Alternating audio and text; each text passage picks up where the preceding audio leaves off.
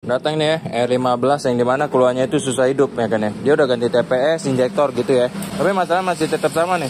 Ini motor gue cek ya kan. Kalau misalnya di scanner kebaca TPS cok, oke.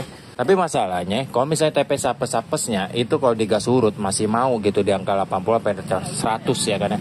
Ini masalahnya gas urut aja, gas pelan sampai 40 udah mentok. Kalau digas lagi langsung kayak hilang pengapian, kalau nggak hilang sedotan bensin. Oke.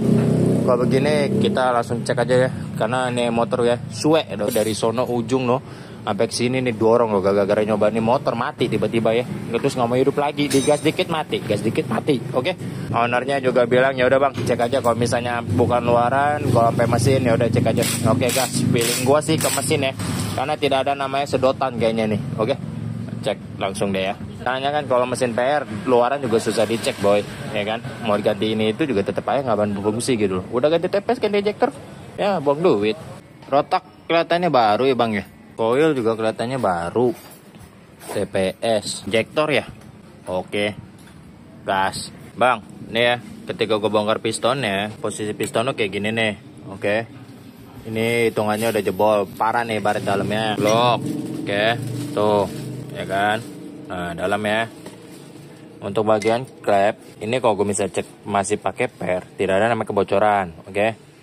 Ini masalahnya, ini kan bloknya kan sama kayak MX, Aerox segala macam kan, R15 kan. Ini dimana adalah full babet, tidak ada namanya boring. Biasanya kok tipe-tipe motor kayak begini, kalau udah kayak begini nih, biasanya udah nggak mau hidup nih, feeling gue, ya kan ya. Soalnya beda sama tipe boring kayak Honda dan segala macam nih, ya kan.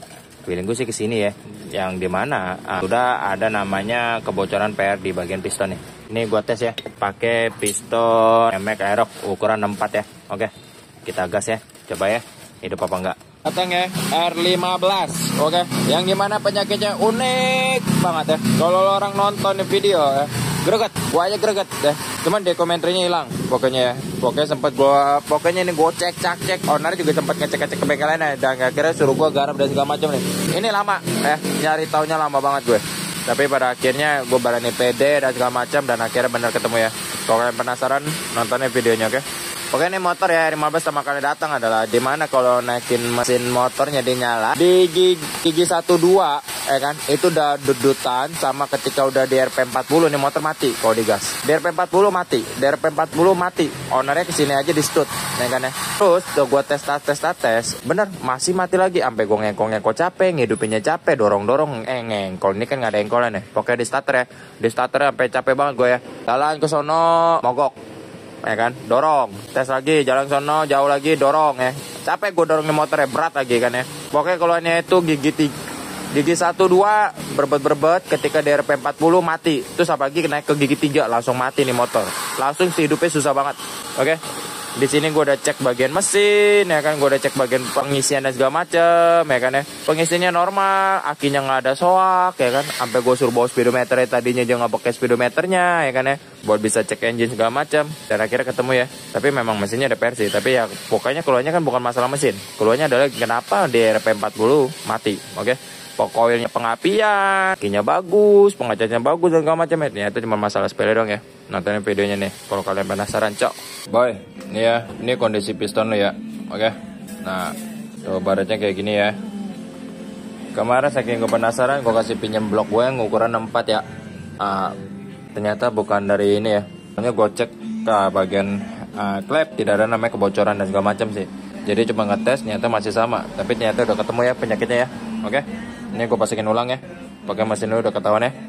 Bejir bangnya. Lu bukan PR kelistrikan dong ya, PR mesin juga nih. Karena TB lu gede, blok lu standar ya kan ya. Ini kemarin gue pakai blok 64 ganti spool sama kiprok, itu enak jalan. Kasih blok standar lu itu berbet ya. Ini sekarang gue bakal tes pakai blok 64 yang dari gue ya. Cuma buat tes doang nih ya. Nanti sisanya terserah deh, pilihan lu deh ya. Oke, gue cuma pembuktian, gue jalanin sampai ke Jaksel. Oke, ini gue mau bongkar lagi nih. Bang, udah dites di Gunsar ya bang ya. Oke, hidup nih motor ya, is alive. Oke bang. Oke, mantap bang ya. Bang, ini ya air lo ya.